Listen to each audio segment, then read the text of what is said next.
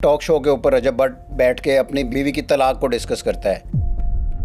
आप मुझे बताएं, टिकटॉक लाइव पे आकर अपनी बीवी के बारे में डिस्कशन करना। मेरी माँ देखो खुश नहीं सी, मैंने अपने कुत्ते का नाम ये रख दिया है। आयशा जट नामी लड़की के ऊपर एक फायरिंग का वाकया है। रजब भट्ट साहब का कोई जिक्र खैर हुआ है कि भट्ट साहब उनके पीछे बैक एंड पे मौजूद है। एक फायर करता है वो पाँव के करीब, एक फायर करता है बाजू के करीब। दोनों गोलियां बगैर छुए निकल जाती। आपको पता है रजब के खिलाफ अगर कोई बात करे आसानी से व्यूअरशिप मिल जाती है। जैन साहब मुझे बताएं कि डॉक्टर नबीहा नाम सोशल मीडिया पे एक काफ़ी देखने को आती हैं। इनके हवाले से मुझे बताएं कि इनकी तलाक के हवाले से पिछले कुछ दिनों से कुछ मामला चल रहे हैं। 2 घंटे पहले वो अपने हस्बैंड जो कि हारिस खोखर नामी एक शख्सियत हैं, उनके ख़िलाफ़ कोई बात करती हैं। अगले 2 घंटे बाद उनकी सुलह हो जाती है। डॉक्टर नबिया हमारे लिए ऐसी है सोशल मीडिया पे सेलिब्रिटी कि वतु इज्जु मंतशा वतु जिल्लु मंतशा। अल्लाह पाक जिसे चाहता है इज्जत देता है और जिसे चाहता है जिल्लत। पुराने वक्तों में जब ये मोटिवेशनल स्पीकर थी, इसने जितनी गुफ्तगू की है, जितने कॉल अपने बताए हैं, हर चीज प्रैक्टिकल लाइफ में उसके ऑपोजिट की है। अस्सलाम वालेकुम, मैं मोहम्मद नदीम चौधरी लाइफ विद नदीम में आपके सामने एक दफ़ा फिर हाज़िर हूँ। आज हमारे गेस्ट हैं ज़ैनुल आबदीन और आज हम डिस्कस करेंगे सोशल मीडिया पे जो मामलात आजकल हो रहे हैं, इस उनकी वजह से हमारी नौजवान नस्ल को क्या मैसेज जा रहा है। हमारी नौजवान नस्ल तबाह हो रही है। जैसा कि आप देख रहे हैं आजकल जो सोशल मीडिया पे चीज़ें चल रही हैं, जिसमें रजब भट्ट है और ईमान रजब है, इसी तरह अली हैदराबादिया है और इसी तरह जो ये डॉक्टर नबीहा और हारिस का जो करंट इशू चल रहा है। और इसके साथ साथ हम आज के शो में डिस्कस करेंगे फ़िज़ा अली और उसके हस्बैंड के बारे में। अस्सलाम वालेकुम जैन साहब। वालेकुम अस्सलाम नदीम साहब। कैसे हैं जैन साहब? अल्लाह ठीक हैं, के खैरियत से शुक्र, हैं? अल्लाह के शुक्र। हम स्टार्ट करेंगे रजब भट्ट से।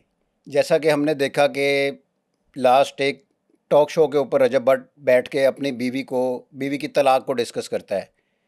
इस हवाले से मुझे आप बताएं कि ये चीज़ें हमारे सोशल मीडिया पे चीज़ें डिस्कस होनी चाहिए, यहाँ ये चीज़ें बैठ के बेडरूम में मियाँ बीवी के दरमियान में चीज़ें सेटल होनी चाहिए, और इन चीज़ों से हमारी नौजवान नस्ल को क्या मैसेज जा रहा है जैन साहब? नदीम साहब, बड़ी आपने प्यारी बात की है। पहली बात है कि हमारी नौजवान नस्ल जो तबाही का शिकार हो रही है, जिसमें बहुत बड़ा रोल इन यूट्यूबरों, इन टिकटॉकरों और सो कॉल्ड मोटिवेशनल स्पीकर्स उनका भी है। अब मैं बात किसकी कर रहा हूँ? मैं बात कर रहा हूँ रजब भट्ट जो कि नंबर 1 यूट्यूबर है। मैं बात कर रहा हूँ मोटिवेशनल स्पीकर जो कि सो कॉल्ड डॉक्टर नबिया अली खान थी, अभी तो नहीं लगता।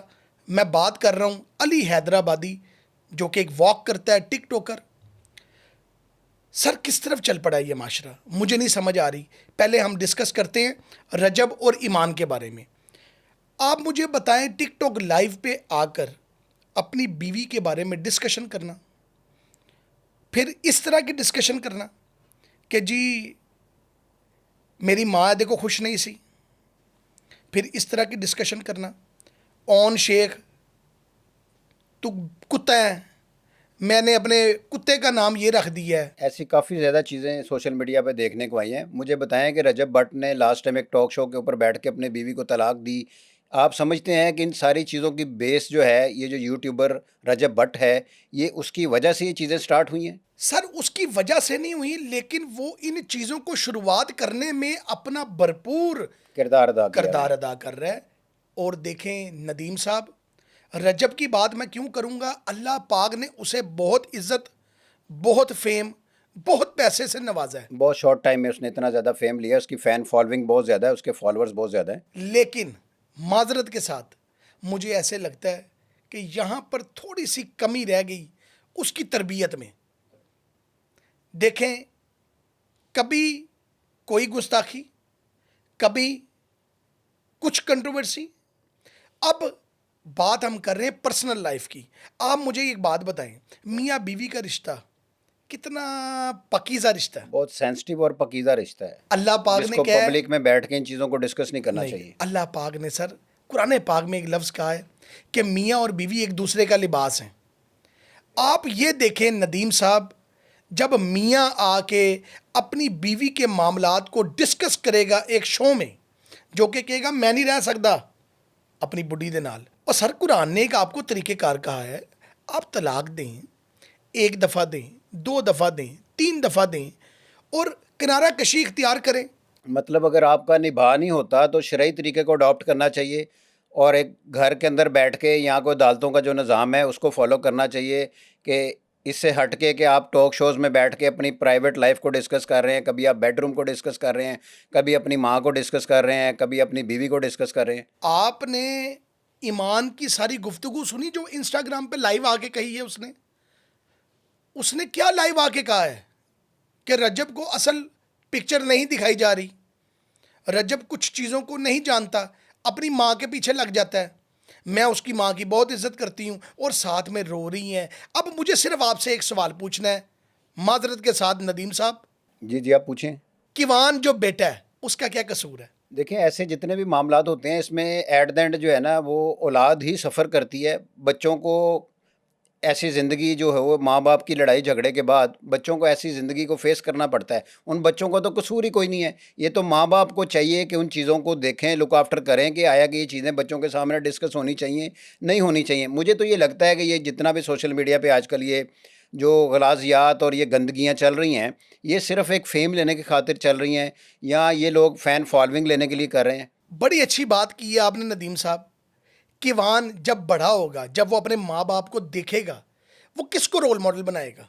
एक सवाल का जवाब है, किसको रोल मॉडल बनाएगा? क्या रजब को रोल मॉडल बनाएगा कि जो अपनी बीवी की प्राइवेसी वाली बातें डिस्कस करता है पॉडकास्ट में? हम पब्लिक में बैठ के डिस्कस कर ठीक रहे हैं। है, फिर उसके बाद अपने साले को सर किस तरह तजलील करता है, और उसका साला भी कोई दूध का धुला हुआ नहीं है। मैं यहाँ पर किसी पार्टी के साथ नहीं हूँ, लेकिन सिर्फ मेरी एक प्रॉब्लम है कि हमारे जो नौजवान बच्चे हैं सर वो इसे फॉलो करते हैं। हाँ, उनको क्या मैसेज कन्वे हो रहा है?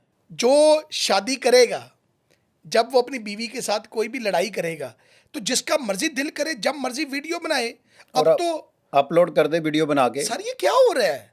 ये किस तरह रुकेगा? इसको कौन मॉनिटर कर रहा है?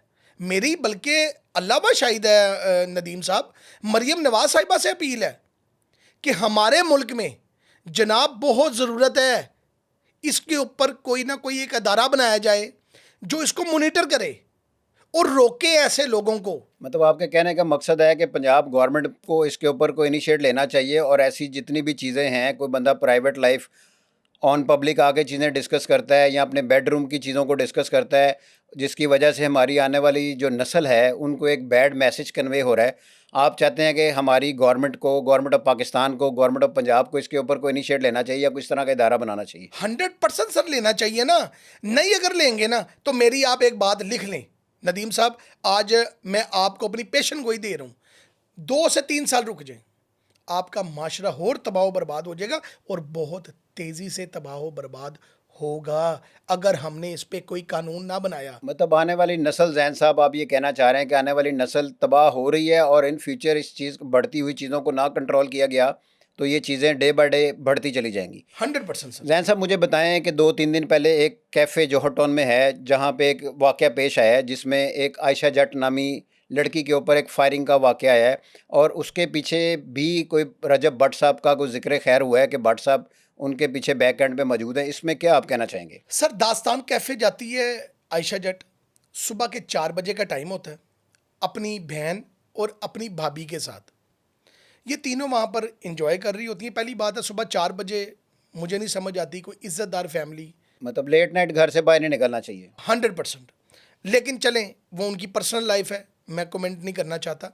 वो जाती हैं वहाँ पर, 2 लड़के और 2 लड़कियाँ उस कैफ़े में मौजूद होती हैं। वहाँ पर इनकी आपस में कोई तकरार होती है जिस पर एक लड़का जो फायर करता है, पहली एक फायर करता है वो पाँव के करीब, एक फायर करता है बाजू के करीब, दोनों गोलियां बगैर छुए निकल जाती हैं। आपके कहने का मकसद ये है कि लाइक उसको डराने धमकाने के लिए, थ्रेट करने के लिए एक उसके पाँव पे बुलेट फायर किया गया और एक उसके बाजू पे किया गया। बिल्कुल सर।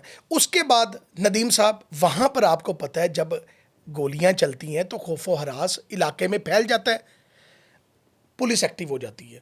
हमारी पंजाब पुलिस आपको पता है इस वक्त बहुत एक्टिव है, वो फ़ौरन मौके पे पहुंचती है और 2-3 नामालूम अफराद, एक शुएब नामी बंदा महर है, शेबी का नाम भी सुनने में है, जो कि कहते हैं रजब भट्ट के बहुत क्लोज है। बहुत क्लोज है। अब उनके खिलाफ मुकदमा हो जाता है दर्ज। आयशा कहती है कि इस सब के पीछे रजब है। इस पर पुलिस एक्शन करते हुए रजब के घर भी जाकर रेड मारती है। क्या उस रेड के पसे मंजर को गिरफ्तारी मंजर कोई आम पे कोई आई नहीं, है? वो यहाँ ये आर्टिफिशियल, आप वो समझ लें एआई रेड थी। मतलब एक खानापुरी के लिए रेड की गई है। अभी तक तो यही कहा जा सकता है।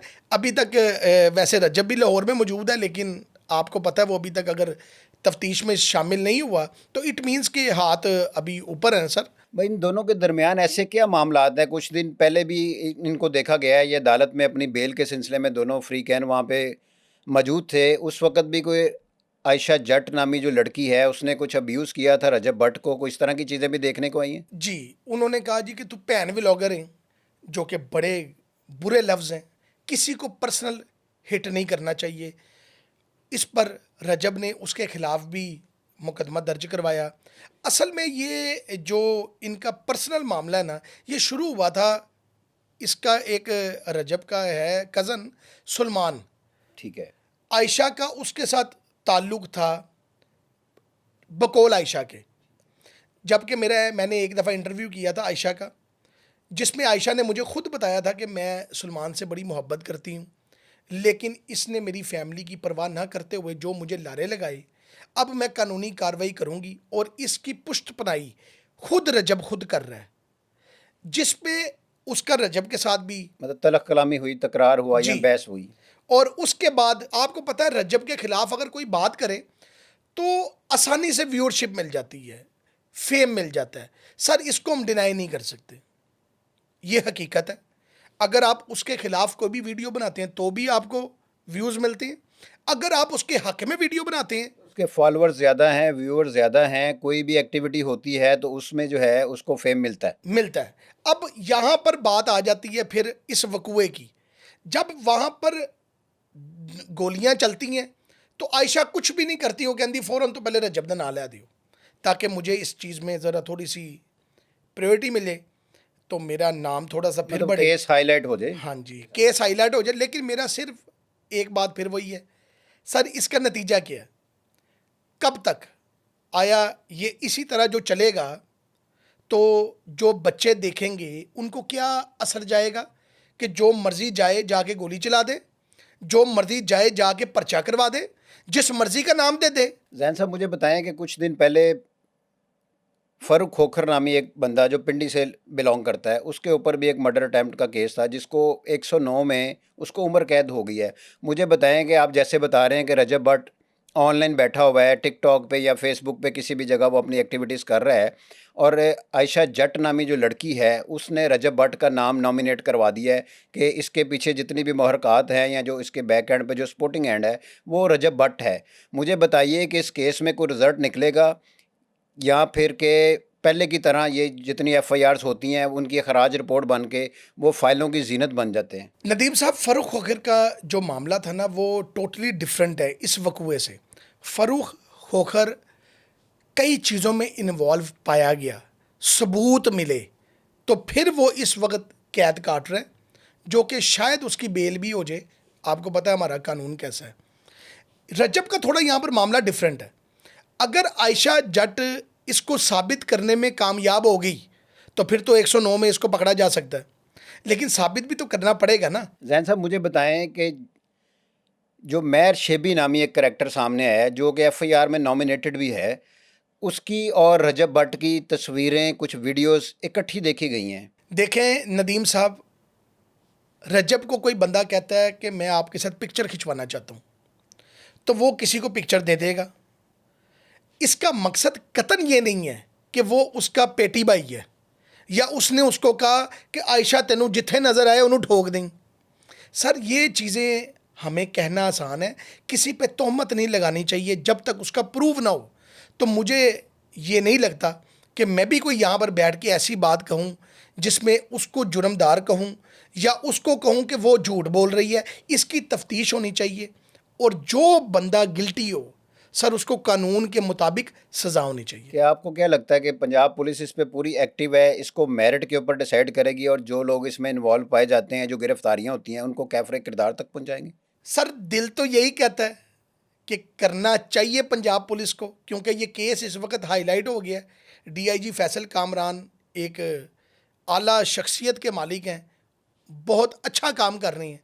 उनको इस केस को खुद प्रायोरिटी लिस्ट पे लेके आके खुद हल करना चाहिए। और मैं फिर यहाँ पर कहूँगा नदीम साहब, जो मर्जी करें, कम अज़ कम जिससे हमारी नौजवान नस्ल तबाह होती है ना, उस केस में कैफरे किरदार तक जुर्म वाले को ना ज़रूर पहुँचाया जाए। मतलब आपके कहने का मकसद ये है कि जो भी लोग इसमें गिल्टी होते हैं, उनको कैफरे किरदार तक पहुंचाया जाए और उनको सज़ाएं हों, ताकि एक आने वाली नस्ल को भी मैसेज कन्वे किया जाए कि अगर कोई इस तरह की एक्टिविटी होती है तो आपको ये भी सूरत हाल का जो है ना सामना करना पड़ सकता है। ये बात जैन साहब, मुझे बताएं कि डॉक्टर नबीहा नामी एक सोशल मीडिया पे एक काफ़ी देखने को आती हैं, इनके हवाले से मुझे बताएं कि इनकी तलाक के हवाले से पिछले कुछ दिनों से कुछ मामला चल रहे हैं। 2 घंटे पहले वो अपने हस्बैंड जो कि हारिस खोखर नामी एक शख्सियत हैं, उनके ख़िलाफ़ कोई बात करती हैं, अगले 2 घंटे बाद उनकी सुलह हो जाती है। घंटा पहले उनके कोई नोटिस कोर्ट से सर्व होते हैं खुला के, अगले घंटे में उनकी कोई सेटलमेंट हो जाती है। ये इन्होंने सोशल मीडिया पे ऊपर क्या जैन साहब तमाशा बना रखा है? आप क्या समझते हैं कि ये चीज़ें सोशल मीडिया पे डिस्कस करने वाली हैं? डॉक्टर नबिया हमारे लिए ऐसी है सोशल मीडिया पे सेलिब्रिटी कि वतु इज्जु मंतशा वतु जिल्लु मंतशा। अल्लाह पाक जिसे चाहता है इज्जत देता है और जिसे चाहता है जिल्लत। इसकी बहुत इज्जत थी, she is a motivational speaker, लेकिन शी इज़ नहीं, शी वॉज। मतलब आपके कहने का मकसद है जो पहले अल्लाह ने जिस मुकाम पे रखा हुआ था, इन सारी चीज़ों को देखने के बाद अब उनका वो मुकाम जो है या उनका ग्राफ है काफ़ी हद तक डाउन हुआ है। इनका डाउनफॉल जैन साहब मुझे बताएं कब शुरू हुआ? पार्क व्यू में बारिश होती है, पानी खड़ा हो जाता है, एक वीडियो ये बनाती हैं, उसके बाद मंसूर अली खान के शो में जाती हैं, वहाँ पर जाके कहती हैं ये मेरा घर है, मुझे इन्होंने बर्बाद कर दिया है, मेरा पैसा डूब गया है, पता नहीं कितने लाख डूब गए। फिर बाद में पता लगता है वो घर इनका अपना नहीं है, वो किराए का था। यहाँ से इनका डाउनफॉल जनाब स्टार्ट हुआ है। फिर उसके बाद फिज़ा अली के शो में एक वो ड्रामा, एक ये ड्रामा, जब 2 ड्रामा मिल जाएं तो फिर तबाही तबाही। अल्लाह अकबर, वो तो आनी ही आनी है। एक ड्रामा मान नहीं, 2 ड्रामे। आगे चलते हैं, पार्क व्यू सिटी से मंसूर अली खान, मंसूर अली खान से हारिस खोखर। अब शादी हो जाना नो मैटर, हर इंसान को राइट है, लेकिन शादी के बाद 40 तोले जेवर, 40 किलो जेवर, सर ये इस तरह की डिस्कशन। फिर शादी होने के बाद जैसा कि 8 माह नहीं हुए नदीम साहब, मैं माजरत चाहता हूं, आपको रोक रहा हूं, 8 माह नहीं हुए। 8 माह में ना हर महीने इनकी ड्रामेबाजी है। बिल्कुल आप ठीक कह रहे हैं। जैसा कि देखने को है, वो डॉक्टर साहिबा फरमाती हैं कि शादी के तीसरे दिन मुझे, जब ये हारिस खोखर के घर में गई हूँ, मुझे मैट्रेस पे सोना पड़ा है। तो ये भी जैसे आपने बताया कि 8वां मंथ स्टार्ट हो गया इनकी शादी को। ये डेली बेसिस पे हर दूसरे दिन कोई ना कोई नित नई चीज़ें आके मीडिया पे ये लोग बच्चों के सामने, फैमिलीज़ के सामने, अपने फॉलोअर्स के सामने डिस्कस करते हैं। अब जैसे अभी तलाक वाला इशू इन्होंने डिस्कस किया हुआ है, आप क्या कहते हैं कि इनके दरमियान कोई चीज़ें इस तरह की हैं, या ये सिर्फ ये एक हाइप क्रिएट करते हैं फ़ैन फॉलोइंग के लिए, या थ्रू चैनल्स अपना ये कोई अपनी अर्निंग में या इनकम में कोई इजाफा करना चाहते हैं? नदीम साहब, अगर तो ये करना ये चाहते हैं तो इससे ज़्यादा बुरी कमाई मेरी नज़र में और कोई नहीं। ऐसे डॉलर्स पे लानत भेजता हूँ जो इस तरह हैं। मसलन अपने मियाँ को नामर्द कह के, मियाँ अपनी औरत को बांझ कह के, फिर मौलाना तारिक जमील साहब कहाँ से आ जाते हैं बीच में। आप मौलाना तारिक जमील साहब को भी नहीं छोड़ रहे कि हमारी सुलह करवा दी है जी मौलाना तारिक जमील साहब ने, कि चलो नबिया फ़ौरन सुलह करो, तो तू इन्नी ताबेदार हैं आप फ़ौरन से पहले मान गई कि तू पहले लड़ाई कर ही ना, पहले ही मौलाना साहब ने फ़ोन कर लिया। सर ना हम पागल हैं, ना ये अवाम पागल है देखने वाली, सब नज़र आ रहा है कि ये सिर्फ व्यूज़ की लालच है। और केड़ा खोखर हैं यार, ਉਹ ਹਾਰਿਸ ਖੋਖਰ ਕਿਹੜਾ ਖੋਖਰ है अपनी औरत की डिस्कशन प्राइवेट कि 8 माह में मेरे कोल अल्लाह माफ करे देखे मैं वो लफ्ज इस्तेमाल करता हुआ शर्मिंदा हो रहा हूं किस तरह की हम गुफ्तगू कर रहे हैं नदीम साहब इन सारी चीज़ों में जैन साहब मुझे बताएं कि हमारी नौजवान नस्ल को क्या मैसेज कन्वे हो रहा है, आप सर- किस किस चीज़ को कंट्रोल कर सकते हैं? सर ये मैसेज कन्वे हो रहा है कि शादी करें अगर मियाँ और बीवी में आपस में कोई लड़ाई हो जाए तो नो प्रॉब्लम मोबाइल उठाएं वीडियोस बनाएं और सोशल मीडिया पे डाल दें अगर उसके व्यूज़ आएंगे तो डॉलर्स भी आएंगे खैर है पैसे ही कमाने हैं ना 36,000 रुपये महीना मिलता है तो 1 मिलियन के ऊपर 36,000 आ जाता है ठीक है मुझे जैन साहब बताएं कि अब ये जितनी की स्टोरी इन दोनों के दरमियान में है, क्या ये सर्वाइवल कर जाएंगे या फिर कोई 2 4 5 10 दिनों के बाद फिर ऐसी कोई चीज़ें आएंगी, वो इसके ऊपर कोई गंदगी उछालेगी और हारिस साहब जो इनके हस्बैंड हैं वो इनके ऊपर कोई गंदगी उछालेंगे? ये आया कि हमारी इसकी एपिसोड्स आती रहेंगी? ये जो मुझे लगता है अंदर की खबर आपको देने लगूं डॉक्टर नबिया और आरिस खोखर की ये प्लानिंग होती है कि जब इनकी व्यूअरशिप डाउन हो जाती है तो मुझे ऐसा लगता है कि ये क्या करते हैं कि चल भाई शुरू हो जा फिर दोबारा वो पहले शुरू होती है फिर ये रिएक्शन के जवाब व्यूज़ ऊपर समझ रहे हैं बात डॉक्टर नबीहा की कुछ वीडियोस मैंने देखी हैं जिसमें वो कह रही हैं कि हारिस खोखर जो है इसने शादी सिर्फ इसलिए मेरे साथ की है कि ये सोशल मीडिया पे इसको फेम मिल सके।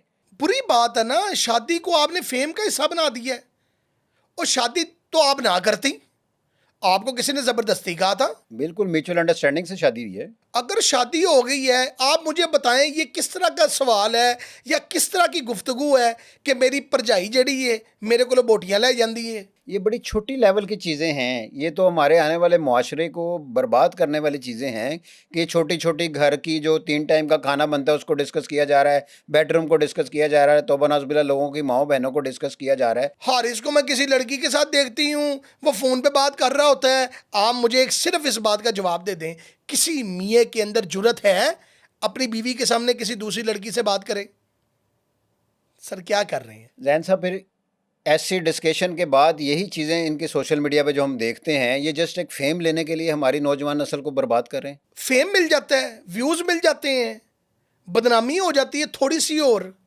खैर है और मुझे तो ये समझ नहीं आती कि पुराने वक्तों में जब ये मोटिवेशनल स्पीकर थी इसने जितनी गुफ्तगू की है जितने जितने कॉल अपने बताए हैं हर चीज़ प्रैक्टिकल लाइफ में उसके ऑपोजिट की है ये मतलब आप कहती थी कहना चाहते हैं जैन साहब कि जो डॉक्टर नबीहा का एक करैक्टर सोशल मीडिया पे हमने देखा है और जो उसकी प्रैक्टिकल लाइफ है ये दोनों बरक्स चीज़ें हैं। टोटल बरक्स ऐसे है कि कैमरा ऑन होता है तो डॉक्टर नबिया एक एक्टर शो होती हैं और जब कैमरा बंद होता है तो जो वो असलियत है ना उनके अंदर वो बाहर आ जाती है जैन साहब मुझे बताएं कुछ दिन पहले अली हैदराबादी ने भी सोशल मीडिया के ऊपर उसकी एक जो बीवी है उसने एक वीडियो रिकॉर्ड की कि मुझे अली जो है ना वो तलाक दे रहा है, मेरे ऊपर तशद्दुद कर रहा है, सीएम साहिबा मुझे बचा लें, इस तरह उसने हेल्प भी मांगी। मुझे बताएं कि वो भी इसी तरह की कोई एक्टिविटी थी या उस चीज़ में कोई हकीकत थी? नदीम साहब तलाक तक सोशल मीडिया पे दी जा रही है 2 वीडियोस जो इस वक्त वायरल हैं हाँ, जो कि एक तो हमने देखा है जैसे रजब भट्ट ने स्टार्ट किया है और सेकंडली जो है ना अली हैदराबादी ने, और जैसे ये नंबर 3 पे आगे देख रहे हैं डॉक्टर नबिया और हारिस खोखर का जो इशू आज अली हैदराबादी ने तो अखीर ही कर दी है ना तलाक है तलाक है तलाक है अस्तगफिरुल्लाह सर वो किस तरफ चल पड़े हो अपनी बीवी के साथ लड़ाई करते हुए तुम्हें मोबाइल उठाना याद आ गया औरत पीछे कर रही है मोबाइल कि तुम पीछे हो जाओ मैं जा रहा हूं सब ड्रामा स्क्रिप्टेड उसके बाद ठीक 1 हफ्ते बाद केड़ी तलाक खत्म हो गई है कैसे किस कानून के तहत अगर ख़त्म हो गई है तो मरियम नवाज साहिबा को आया इस पे तफ्तीश नहीं करनी चाहिए कि जो वो वीडियोस 13 मिलियन पे व्यूज़ पे गई हैं इसके पीछे जो नौजवान नस्ल को मैसेज मिला है sir that was wrong Jain साहब मुझे बताएं, हम बार बार सीएम पंजाब का जिक्र करते हैं मरीम नवाज साहिबा का, वो तो बहुत सारे ऐसे अच्छे काम कर रही हैं जिससे हमारे मुआशरे में कुछ चीज़ें बहुत ज़्यादा बेहतर हो रही हैं। मरीम नवाज़ साहिबा अब किस किस काम को किस किस तरह से बेहतर करें? अब कोई बंदा वीडियो बनाते हुए उनसे हेल्प मांगता है, लेकिन जो भी उसके मुहरक़ात होती हैं, जब जिस भी डिपार्टमेंट में उसकी कंप्लेन होती है, वो डिपार्टमेंट अपना काम पूरा करता है, एट द एंड उसका रिजल्ट कोई नहीं, ज़ीरो निकलता है। तो मरीम नवाज़ साहिबा अब किस किस चीज़ को फॉलो करें? वो एडमिनिस्ट्रेशन को देखें या इस तरह के सोशल मीडिया के लोगों के पीछे लग के इनको टाइम देना शुरू कर दें? फोर्स बनाने में वो माहिर हैं। एक अदारा बना दें जिसमें कुछ लोग हों जो सिर्फ सोशल मीडिया पे वायरल होने वाली वीडियोस को वॉच करें। अगर वो अच्छी वीडियोस वायरल हो रही हैं तो बेहतरीन है। अगर उसका वायरल होना हमारी नौजवान नस्ल को तबाह कर रहा है तो सर इस पे उस बंदे के खिलाफ पर्चा होना चाहिए। कानून में ऐसी गुंजाइश होनी चाहिए कि यार जिससे मैसेज गलत जा रहा हो ना माशरे में, उस पे हमारी माँ जो कि मरियम नवाज साहिबा कुछ तो काम करें ना। जैन साहब मुझे बताइए कि कुछ दिन पहले फिर फ़िज़ा अली ख़बरों की ज़ीनत बनी, फिर से वही अपने हस्बैंड के साथ वो एक गार्डन में फिर रही हैं, वहाँ पे बड़ी अजीबो-गरीब किस्म की उनकी मुहरक़ात हैं, उनकी बेटी साथ है, उनके हस्बैंड साथ हैं। ये फ़िज़ा अली जो हैं, ये हमारे मुआशरे को क्या मैसेज कन्वे करना चाह रही हैं? किस तरह से ये चीज़ों को देख रही हैं?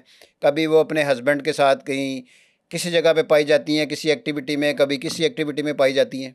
फिज़ा अली एक ड्रामा है, ओवर एक्टिंग की दुकान है। ड्रामा क्वीन कहेंगे हम इसको। मैं क्वीन से भी कोई ऊपर लफ्ज़ है आपके पास तो वो कह दें, क्योंकि क्वीन भी इनके लिए छोटा लफ्ज़ है। उसकी वजह यह नदीम साहब, शादी होती है और मियाँ क्या चीज़ है, ऐसे लगता है कि सर्कस कर रहा है। कभी अपनी बीवी को ऊपर उठा लेता है, कभी अपने कपड़े अपनी बीवी को बना देता है, कभी पार्क में जाता है तो उसको पीछे उठा लेता है और सर की करना पे है तुम।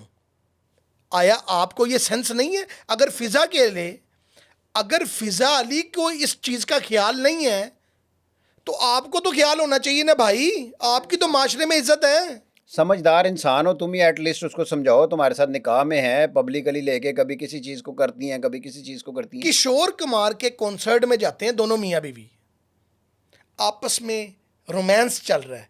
सिर्फ मेरा सवाल ये है कि आपको वीडियोस बनाने की ज़रूरत क्या है? सर अल्लाह ने प्राइवेसी दी है, मियाँ बीवी के रिश्ते में भी एक प्राइवेसी है। बड़ा एक पकीज़ा रिश्ता है। मकसद क्या है सर? ऐसे देख रही है ऐसे, और ड्रामेबाजी नहीं ख़त्म हो रही है ना दोनों मियाँ बीवी दी।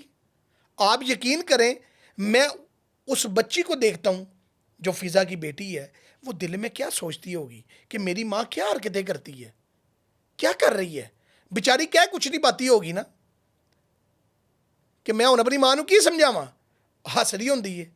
बिल्कुल जैन साहब आप ठीक कह रहे हैं। आया कि ये जितनी इनकी हरकतें हैं, जो मामलात हैं वीडियोस बनाने वाली, ये क्या व्यूवरशिप के लिए कर रहे हैं या हमारी नौजवान नस्ल को ये क्या पैगाम देना चाहते हैं? इनका एजेंडा क्या है या किस तरह से अल्लाह पाक इनको हदायत दे, कैसे चीज़ें इनके साथ बेहतर हो सकती हैं? इनका एजेंडा एक ही है। जितने भी सोशल मीडिया के स्टार्स हैं, यूट्यूबर हों, टिकटॉकर हों या कोई भी हों, सिर्फ उनकी प्रॉब्लम एक ही है, उन्होंने कमाने हैं पैसे, बस।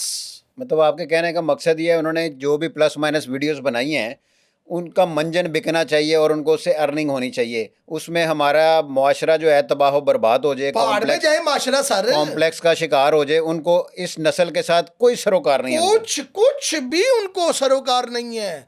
वो कहते हैं डॉलर आने चाहिए। अगर थोड़ी सी इज्जत भी चली जाए तो खैर है, पैसे तो आ रहे हैं ना, पेट तो भर रहा है ना, खैर है।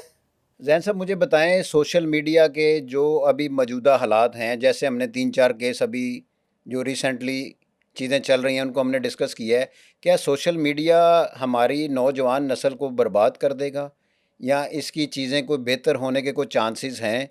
कि कोई घर के मसले डिस्कस कर रहा है, कोई बाज़ार के कर रहा है, कोई गार्डन के कर रहा है, कोई किसी के ऊपर कोई गोलियां चल रही हैं, कोई किसी को ज़ख्मी कर रहा है, कोई किसी की इज़्ज़त उछाल रहा है, कोई कुछ कर रहा है। आप क्या समझते हैं कि इन चीज़ों को बेहतर करने के लिए क्या होना चाहिए? सोशल मीडिया के ऊपर ऐसे कौन से बैरियर्स लगने चाहिए कि जिसमें हमारे नौजवान नस्ल को और हमारे मुआशरे को अच्छा पैगाम को जाना चाहिए? नदीम साहब, सबसे पहले सोशल मीडिया हमारी नौजवान नस्ल को तबाह कर रहा है, जिसका प्रूव है कि जिस तरह तलाक, लड़ाइयाँ, बदमाशियाँ सोशल मीडिया पे आम होती जा रही हैं, किसी को कोई डर नहीं है सर। मोबाइल उठाना है, किसी से नहीं पूछना, किसी की भी वीडियो बना देनी है और वायरल कर देनी है।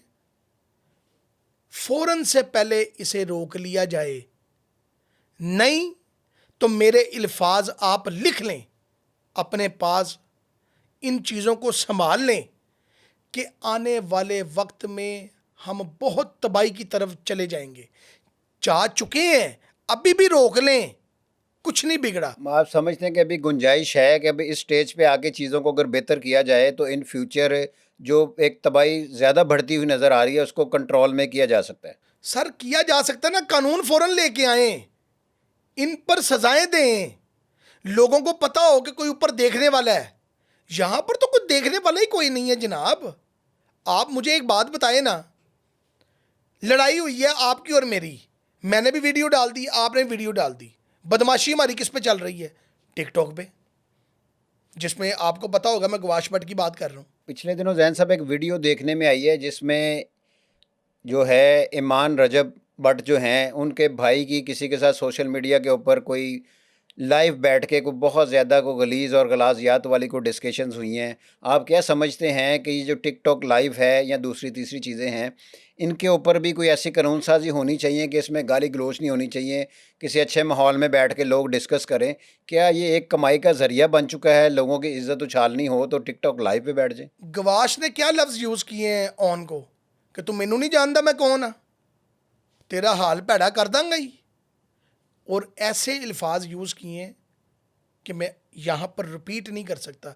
बिलो द बेल्ट 2 दिन बाद सुलह हो जाती है, हाइप मिल जाती है, व्यूज़ मिल जाते हैं, लोग जानने लग जाते हैं, पहलवान भी बन गया, पैसे भी आ गए, सुलह भी हो गई। और कोई काम ऐसा है जिसमें आपको पैसे भी आ जाएं, सुलह भी हो जाए, बदमाशी भी दिखा दें? ज़ैन साहब मुझे बताएं कि आप सोशल मीडिया पे जो चीज़ें सारे मामलात चल रहे हैं, नौजवान नस्ल को आप क्या पैगाम देना चाहते हैं? मैं नौजवान नस्ल को सिर्फ एक पैगाम देना चाहूँगा आपके इस प्लेटफॉर्म से, नदीम साहब, काइंडली रोल मॉडल इन यूट्यूबर्स को ना बनाएं, इन टिकटॉकरों को ना बनाएं, इन लोगों को ना बनाएं जो माशरे में तबाही का बायस बनती हैं। बल्कि अगर रोल मॉडल आपने बनाना है तो अपने नबी पाक को बनाएं, जिस तरह उनकी लाइफ गुजरी है कम से कम उनको आप फॉलो करें। हमारी तबाही का बायस पता क्या है? हम डॉलर्स के पीछे भाग रहे हैं। आज कोई बंदा मेहनत करने को तैयार नहीं है, वो कहता है इजी मनी, लोग चाहते हैं इजी मनी और मेहनत भी ना करनी पड़े और हमें उस पर पैसे मिल जाए। Easy money. और मनी किस तरह आएगी? अगर आप किसी को बुरा भला कहेंगे, आप अगर किसी पे तनकीद का निशाना बनाएंगे, किसी के किरदार कुशी कर लें, किसी के करैक्टर पे बात कर लें तो उससे आपको जो है ना फाइनेंशियली आप सपोर्ट होएगी। ओहो देखें ना, अल्लाह अकबर, ऐसी माशरे में तबाही। सर आप देखें कि मैं अगर किसी को बुरा भला कहूँगा और मुझे उसके इवज पैसे भी मिले, शोहरत भी मिले, लोग फॉलो भी करें, तो मुझे और क्या चाहिए जनाब? इसको फ़ौरन से पहले बंद होना चाहिए, इस पे कानून साजी होनी चाहिए।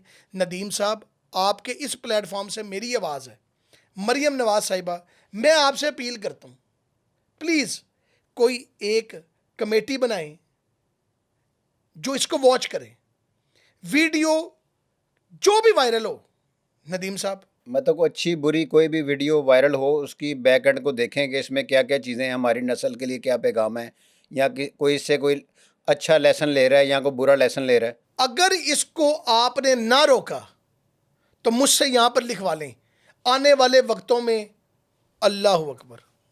बस मतलब हमारा मुआशरा तबाही के दाने की तरफ जा रहा है इस सोशल मीडिया की वजह से। 100% सर। जैन साहब बहुत शुक्रिया, आज आप तशरीफ़ लाए, आपने अपनी मसरूफ़ ज़िंदगी में से हमें टाइम दिया। मैं मोहम्मद नदीम चौधरी, लाइफ विद नदीम में आपके साथ। मेरे चैनल को लाइक करें, सब्सक्राइब करें और इसको फॉलो करें। अगर आप हमारे साथ इत्तेफाक करते हैं तो कमेंट्स के अंदर आप अपनी कीमती राय का इजहार ज़रूर करें। अस्सलाम वालेकुम।